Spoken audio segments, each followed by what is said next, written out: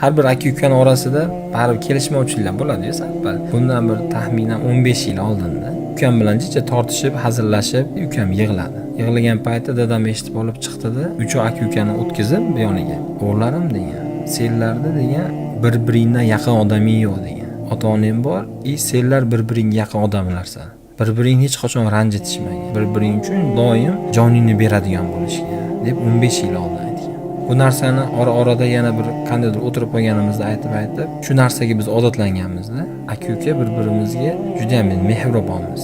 Aka-ukaning mehribon bo'lishligiga ota-onaning roli juda katta bo'lar ekan. Ba'zi oilalarda katta o'g'lini kamsitib, agar kichik o'g'li yaxshi pul topsa, kichik o'g'lini yaxshi ko'rib, maqtab, hamma tomonidan qo'llaydigan katta o'g'lini kamsitadi. Ota-ona hamma farzandiga mehrni bir xil berish kerak o'z hayotda. Nimaga? U ham o'zining farzandi, bu ham o'zining farzandi. Qaysi farzandga qanday rizq berishni Alloh biladi-da. Bitta otadan, bitta onadan tug'ilgani bilan rizq berguvchi Alloh.